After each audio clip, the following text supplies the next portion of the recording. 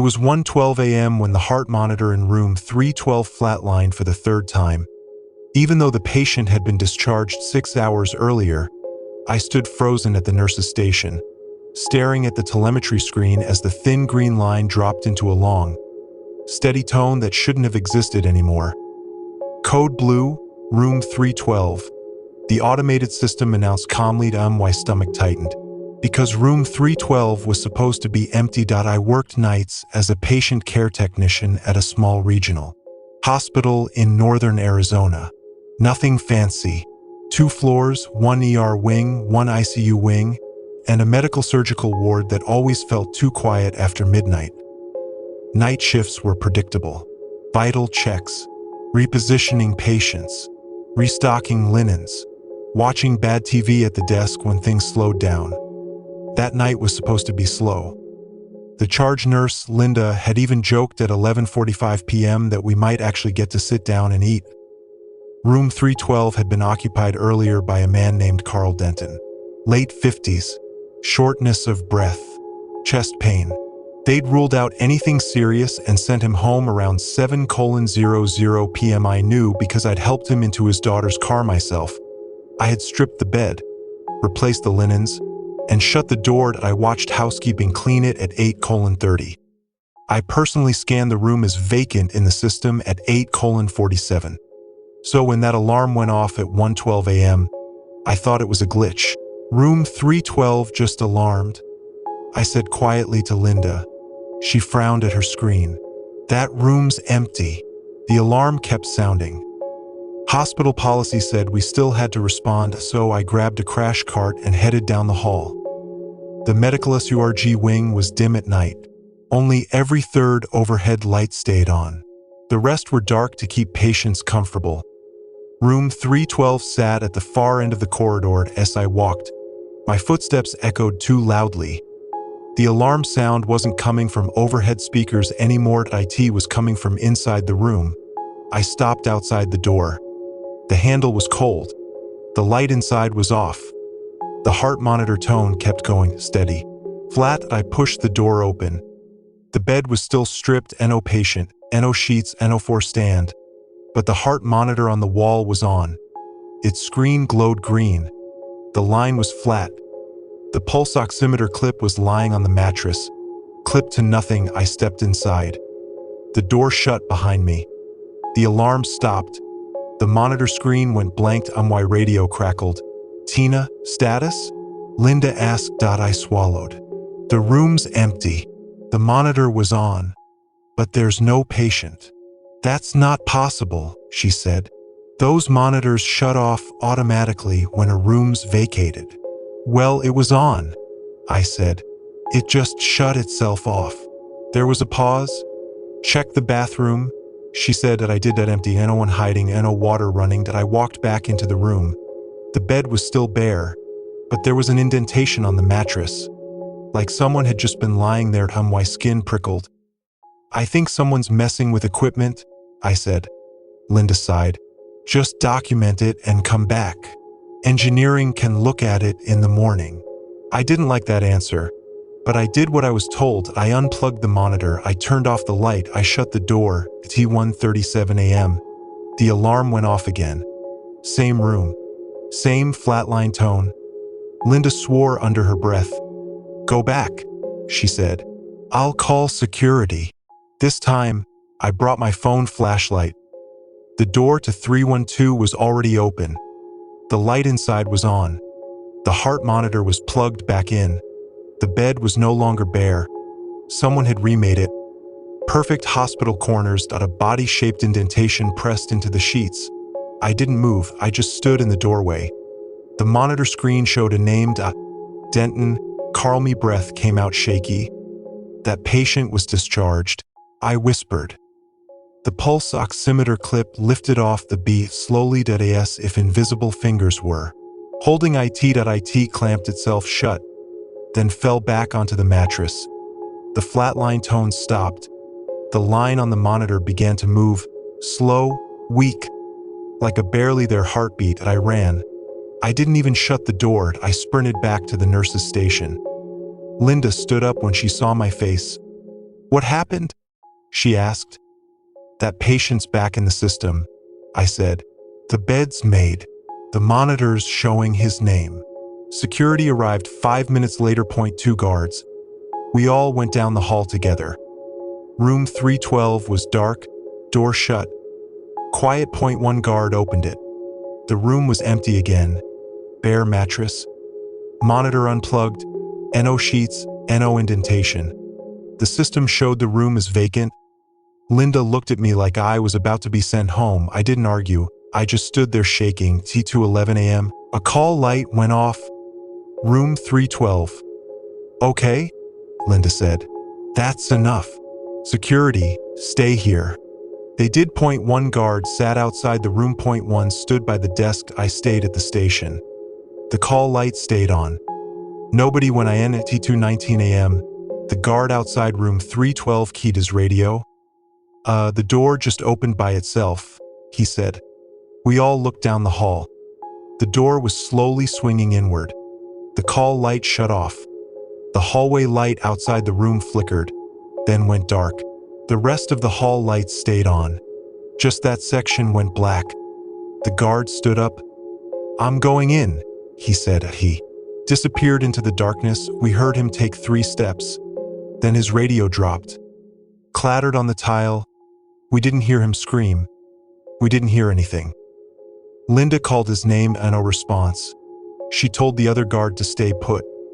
Then she told me to go get the supervisor. I ran to the admin wing. By the time we came back with 2 nurses and a supervisor, the hallway lights were back on. The room was empty. The guard was gone. His radio was on the floor outside the door. The security desk log showed him. Still signed in. He never clocked out. The hospital said he walked off shift. They said stress. They said personal issues. They didn't review camera footage because there wasn't any. Every camera on that wing lost footage between 1:08 a.m. and 3:34 a.m. at 3:51 a.m. The heart monitor alarm went off again.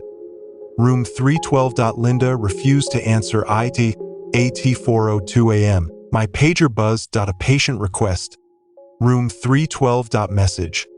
I can't breathe. I stood up. I'm not going in there, I said. Nobody argued. At 4:17 a.m. The intercom speaker in the hallway clicked on. A man's voice came through it. Weak. Labored. Can someone help me? He asked. I'm still here. It was Carl Denton's voice. That I recognized it. I had spoken to him hours earlier. The supervisor ordered us to evacuate the wing. That we moved every patient. Closed off the hall. Maintenance shut down the power. The alarm stopped. The voice stopped at 6 a.m. The day shift arrived. Administration reopened the wing. They told us it was an electrical malfunction. They told us the guard quit. They told us Carl Denton never came back to the hospital. They told us to forget about it. I didn't. Because at 8:43 a.m., when I was clocking out, my phone buzzed. A voicemail. From an unknown number. I listened to it in my car. It was Carl Denton's voice. Soft. Close. Like he was standing right behind me. Tina, he said.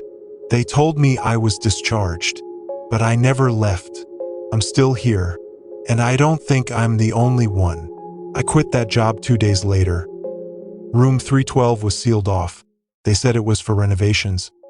But sometimes when I drive past that hospital late at night, I see the light on in one empty room on the 3rd floor, and my phone vibrates with no notification.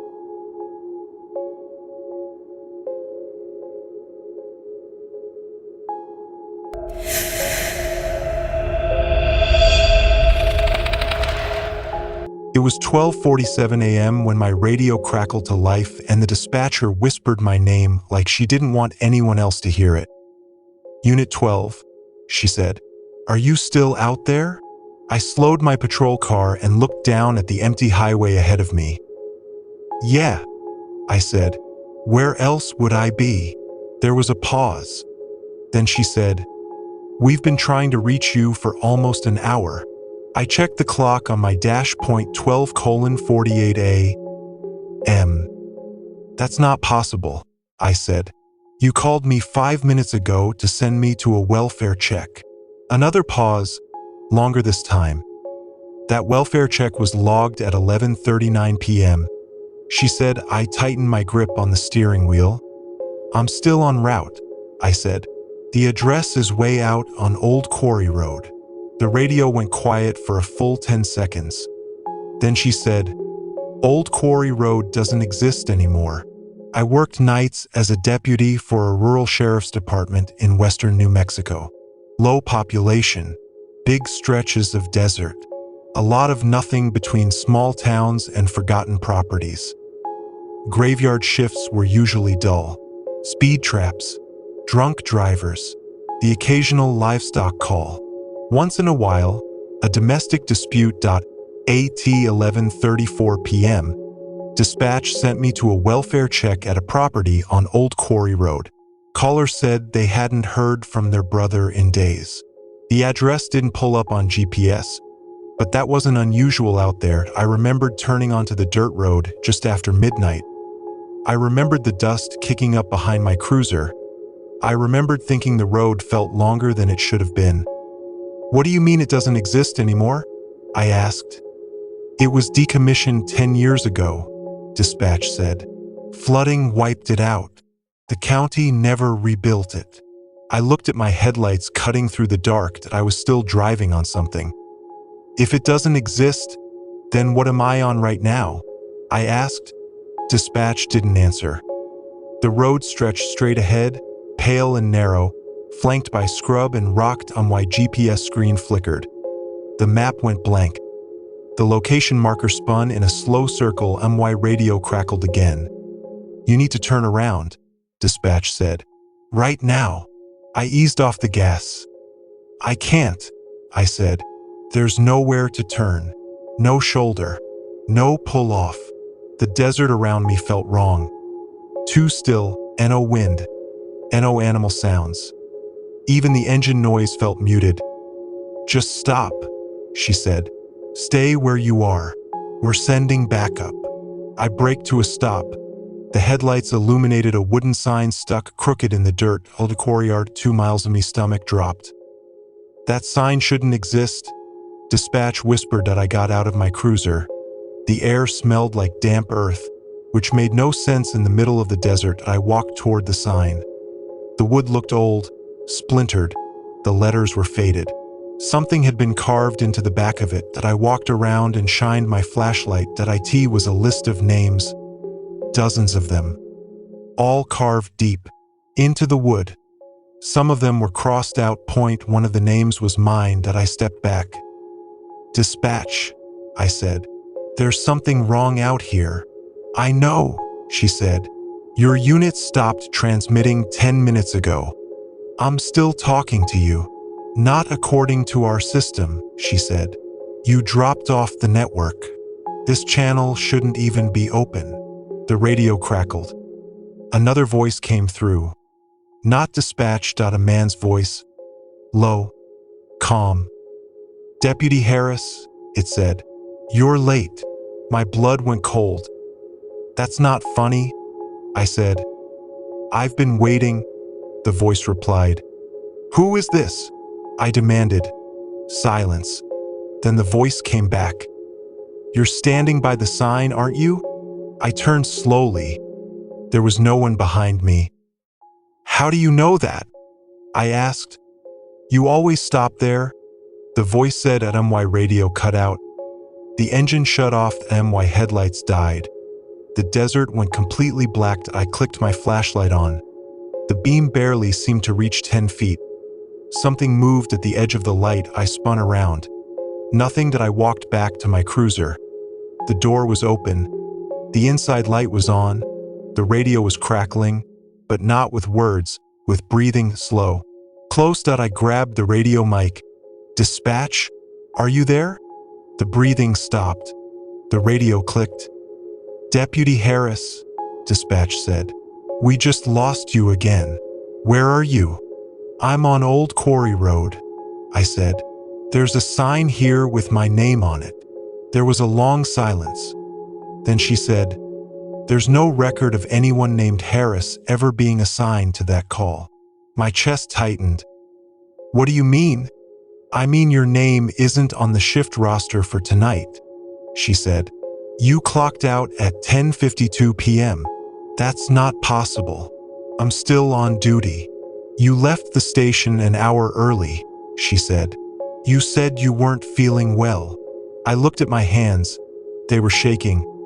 I don't remember that, I said. The radio crackled again. The other voice. You never left, it said. You just kept driving. My flashlight flickered. The beam dimmed and I turned around. The road behind me was gone. Not dark, gone. Just open desert where it should have been. The road ahead still stretched forward, straight, endless. You need to go back to your car, dispatch said. We've got a unit heading toward your last known location. They won't find me, the other voice said. They never do. I got into my cruiser. The engine started by itself. The headlights came back on. The road ahead looked different now. Narrower, the dirt darker, wet, like mud that I put the car in drive. The speedometer climbed, but the scenery didn't change that I drove for what felt like 20 minutes. The same rock formations passed by again. The same dead tree. The same bend in the road that I was going in a loop. My radio crackled. You're almost there, the voice said. There's a house up ahead, dispatch said at the same time. We see something on satellite imagery. It's not on any map. I saw it then, a single-story house, dark no lights, sitting alone in the desert. The porch light turned on by itself. Don't go in, dispatch said. Wait for backup. My foot didn't listen. The car rolled to a stop in the driveway. The engine shut off. The front door of the house opened. A man stood in the doorway. He was wearing my uniform, MY badged at MY face. You're finally here, he said at MY radio crackled one last time. Deputy Harris? Dispatch said. We found your cruiser. Where? I asked. It's parked on the shoulder of Highway 12, she said. Engine cold. Keys inside. You're not with it. The man in the doorway smiled. Welcome home, he said. I woke up in a hospital bed at 9:16 a.m. They told me I'd been found wandering the desert 5 miles from my cruiser. No road. No house. No sign. They said I was dehydrated. Confused. Suffering from heat exhaustion. They said I'd been missing for 6 hours. My badge was still clipped to my shirt. My radio was still in my hand. IT was set to a channel the department didn't use anymore. A retired frequency. From 10 years ago, I resigned 2 weeks later. They said it was stress. They said it was a breakdown. They said none of it was real. But sometimes, late at night, my phone rings. No caller ID. When I answer it, I hear breathing. And a man who sounds exactly like me says, "You never finished your shift."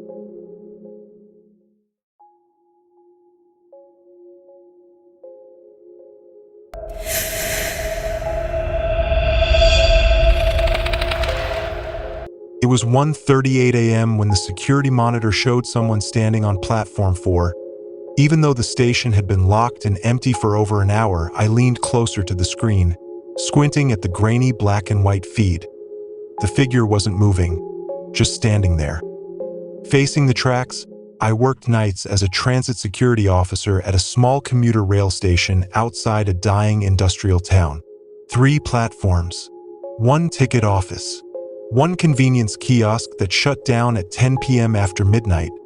Nothing ran through there. No passenger trains, no freight, no maintenance crews. Just me, a radio, and 16 security cameras. The last train had left at 12:07 a.m. on the dot. I remembered it clearly because the engineer waved at me like he always did, and I waved back out of habit.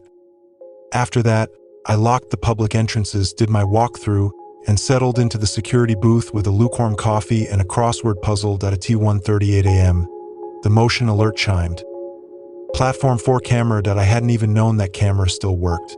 It flickered constantly and usually showed nothing but static and shadows. But this time, There was someone there. I zoomed in. The figure was tall, too thin, wearing what looked like a long coat. Their head was angled slightly downward. They weren't pacing. They weren't checking a phone. They weren't looking at the arrival board. They were just waiting. That's not funny, I muttered to myself. I grabbed my radio. Dispatch, this is Station 12, I said. I've got an unidentified person on Platform 4. Station's supposed to be closed. There was a short pause. Then the dispatcher said, "We don't show any activity at Station 12 right now." "Well, my camera does," I replied. "I'm going to check it out." "Copy that," she said. "Call back if you need backup." I took my flashlight and my keys and headed down the corridor toward the platforms. The station felt different at night. Not scary, just hollow. The air conditioning hummed softly. My footsteps echoed too much. The electronic arrival board glowed with blank lines, no scheduled trains. When I reached the glass doors leading out to the platforms, I slowed down. I could see Platform 4 through the glass. It was empty. No one standing there, no movement. I checked the camera feed on my phone app. The figure was still there, right where it had been before. Facing the tracks, I unlocked the door and stepped outside. The night air was cold and damp. The platform lights cast long, uneven shadows across the concrete. Platform 4 was emptied. I walked the length of it, shining my flashlight into every corner. Nothing, no coat, no footprints, no one hiding behind the benches. My radio crackled. "Station 12, status?" Dispatch asked. "There's nobody here," I said. "But the camera still shows someone." "That's not possible," she said. "Those cameras are live feeds." "Then something's wrong with the feed," I replied. I turned around to head back inside. That's when I heard it. Footsteps. Behind me, slow. Measured. I froze. The footsteps stopped. I turned around slowly. Platform 4 was still empty, but the arrival board above the platform flickered on. The mechanical display began to flip through letters. .1:52 a.m. Last train. My stomach tightened. "There is no last train," I whispered. The station intercom clicked on by itself. A calm, automated voice spoke. "Now arriving on Platform 4. My radio crackled. "Station 12, dispatch said. "We're getting some weird interference on your channel. Are you still outside?" "I'm on Platform 4, I said, and the arrival board just turned on by itself. There was a long pause. Then she said, "That board hasn't worked in 3 years." The air around me felt colder. The lights along the tracks began to flicker. I heard a low rumble in the distance, like a train. But there were no scheduled trains. No freight lines ran through the station anymore. The rumble grew louder. The tracks began to vibrate under my boots. I backed away from the edge of the platform. Headlights appeared in the darkness. A train was coming, slowly, too slowly. Its headlights were dim and yellow, like old bulbs as it rolled closer. I realized something was wrong. It wasn't any train model I recognized. The cars were older, rusted, the paint peeling. The windows were dark, no interior lights, no visible conductor. The train screeched to a stop in front of me.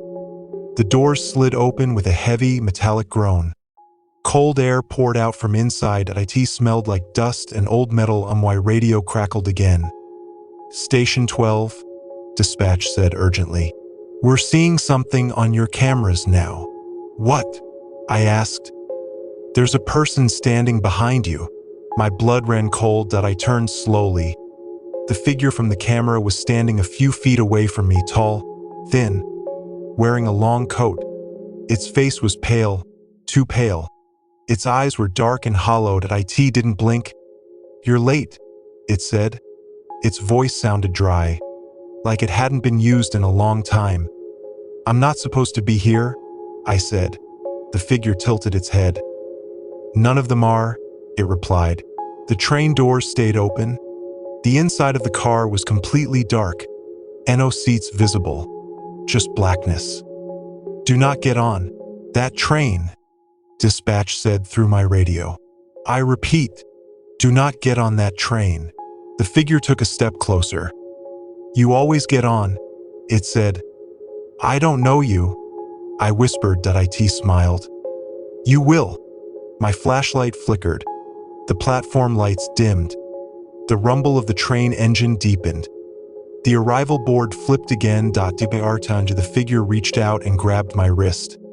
Its hand was freezing cold. I screamed and yanked my arm free. I ran. Not back toward the station doors.